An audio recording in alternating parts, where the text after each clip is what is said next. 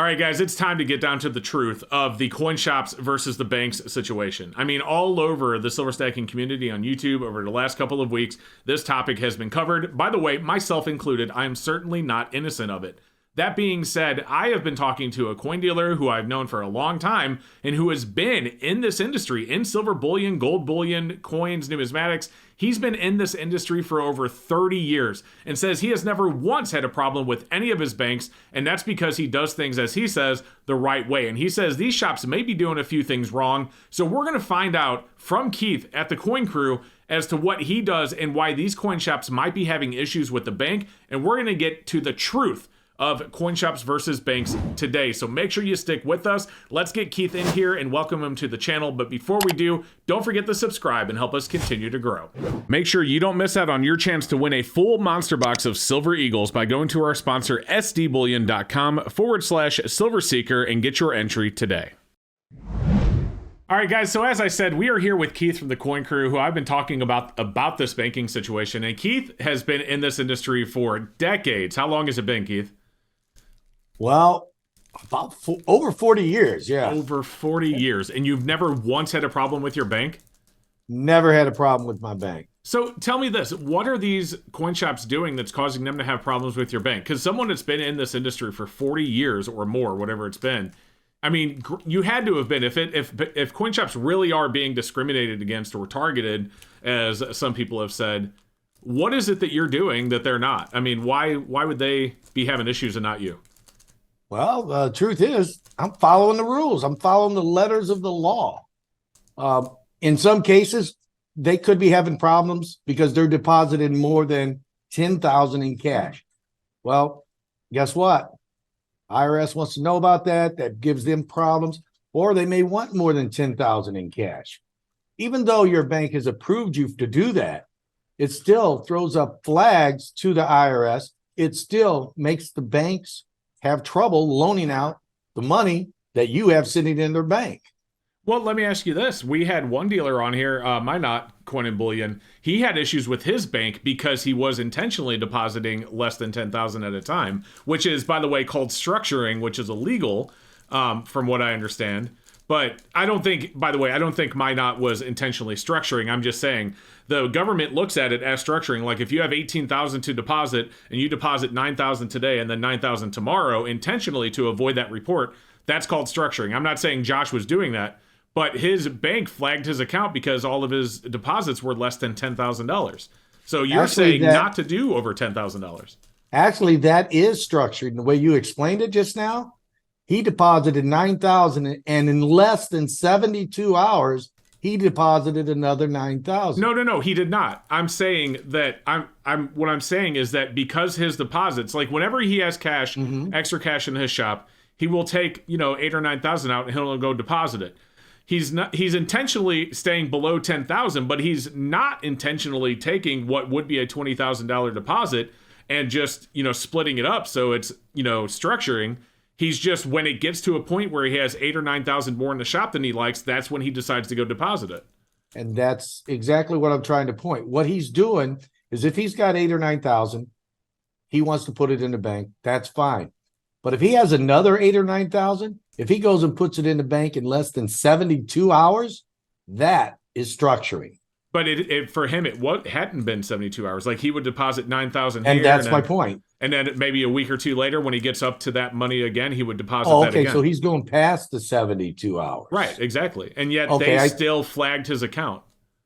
Well, that I don't know. I mean, maybe they just don't like him. I don't know. But that doesn't make sense if he is putting below the threshold of 10,000 in and he is still getting flagged.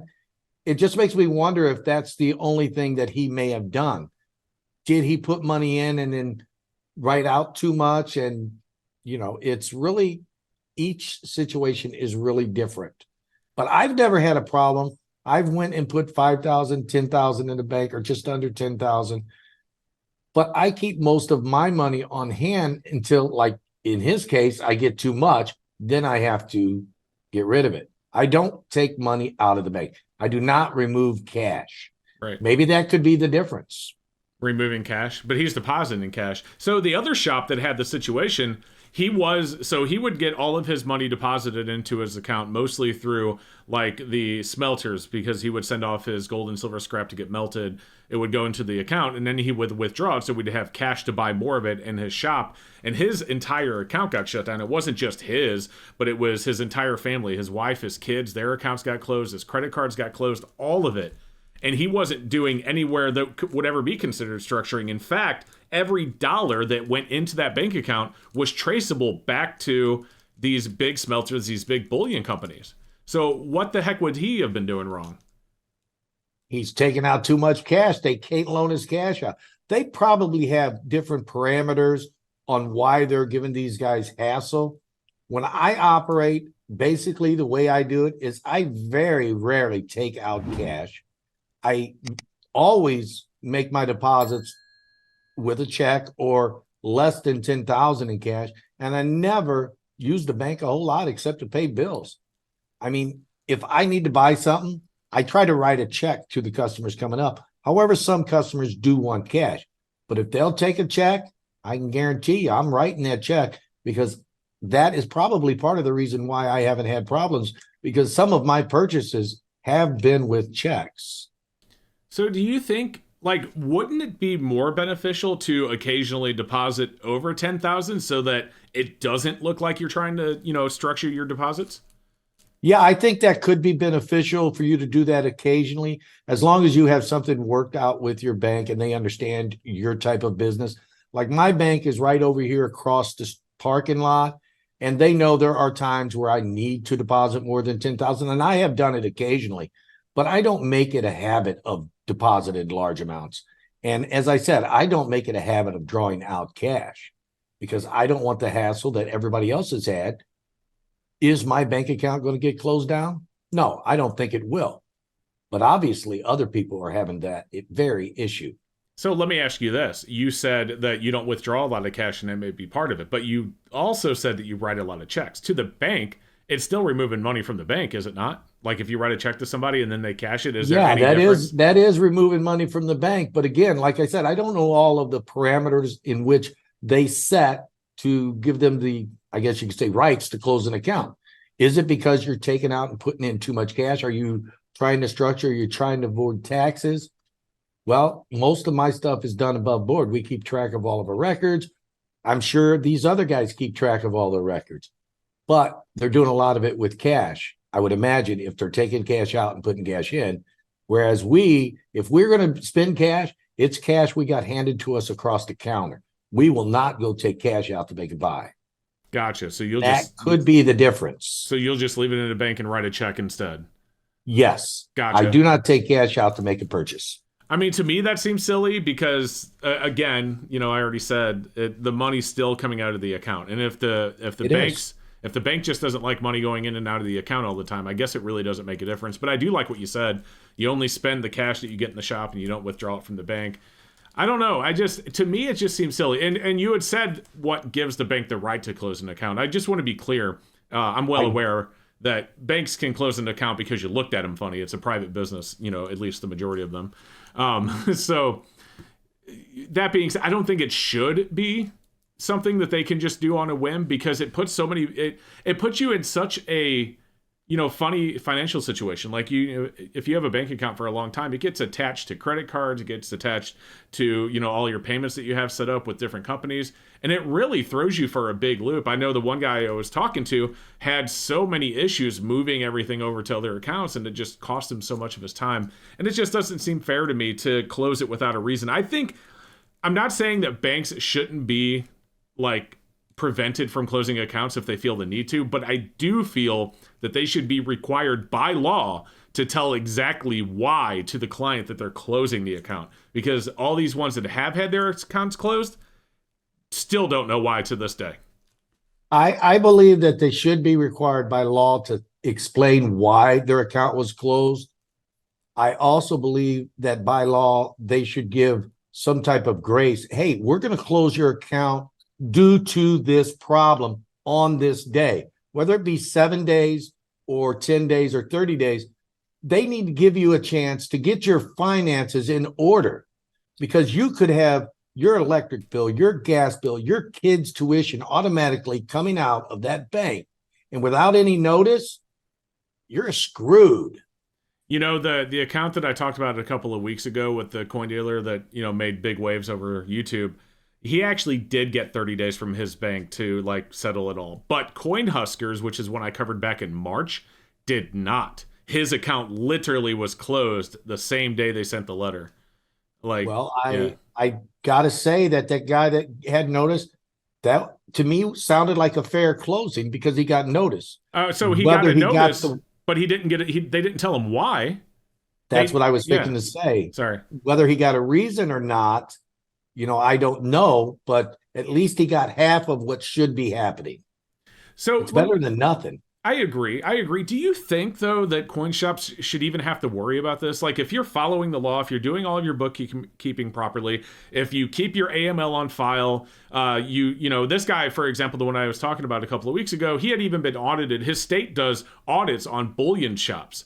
They even make him register with the state as a bullion shop. And I'm not talking about just your typical, I'm a business, this is what I do registration, but a specific registration that he has to do. Then they can come in and audit him, check his books. He was everything to a T, AML and everything. Last time he audited, he passed it with flying colors. So even the state saying that everything he's doing is fine, but still the bank's like, nah, too much risk. Yeah, and they didn't even tell him why they were closing, but I'm assuming that they considered the account too much risk. I don't know. It's just, why should coin shops even have to worry about that? I don't think it's coin shops in general that have to worry. Any business, if the bank considers you a liability, they're a private business. They have the right to stop doing business with you. They don't have to continue that. However, because they are a financial institution, they are backed, FDIC insured, all of that stuff, they should, I guess, give you a notice. They should sit there and give you a reason. However, again, there's other businesses besides coin shops having issues. Fair enough. I know the cannabis companies that are popping up with all this legalization are having all sorts of issues.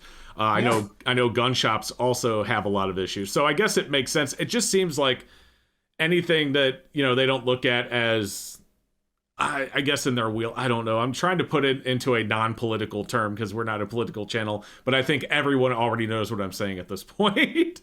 but it just seems like if it's just something that they don't feel fits into their wheelhouse, they just they put it under an extra microscope. But I could be full of it. I think a lot of this is getting blown out of proportion with coin shops having their bank accounts closed. I really, truly believe it. Because as I've said, and as you've said just now, gun shops, pawn shops, I would imagine, cannabis stores, they're all having problems with bank. It's not just coin shops. It's other businesses as well. I think this whole, my bank account's getting closed, I think it's getting blown out of proportion. Fair enough. You're doing something wrong, or the bank is not comfortable with doing business with you, whatever the reasons. Again, going back to my statement, I think they should notify you as why. I think they should give you a notice. Anything other than that, I guess you could say good luck, because they have the right to do or not do business with you if they so choose. So fair enough. And I think as a financial institution, and you already just said this, and we kind of said it earlier, they should at least be required by law to give you at least 14 days to get your financial situation in order. And they should be required by law to tell you exactly why they're closing your account. Because yes, it's a private business, but it's a private business that's first off insured by the government, the FDIC we just talked about, but also that you are expected to put your trust in with your own money. And it seems silly to me that they aren't forced by law to give a reason. If they're going to close the account, fine, whatever. But every person that gets their account or their account closed should know exactly why the second it happens. Yes, they should. There is an instance where they will notify you that they've closed your accounts.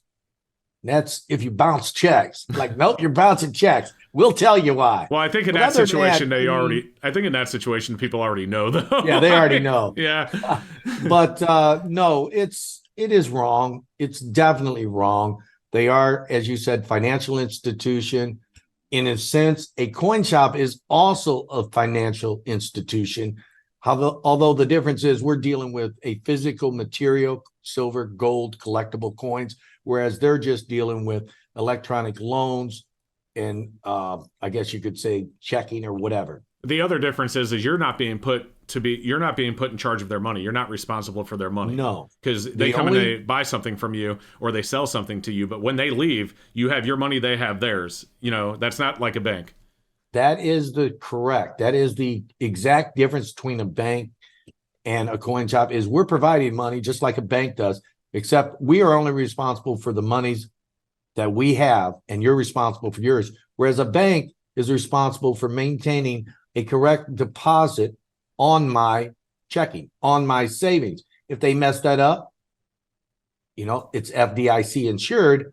But however, I'm still putting my trust in them and they are not putting their trust in me by letting me know why they closed without a notice.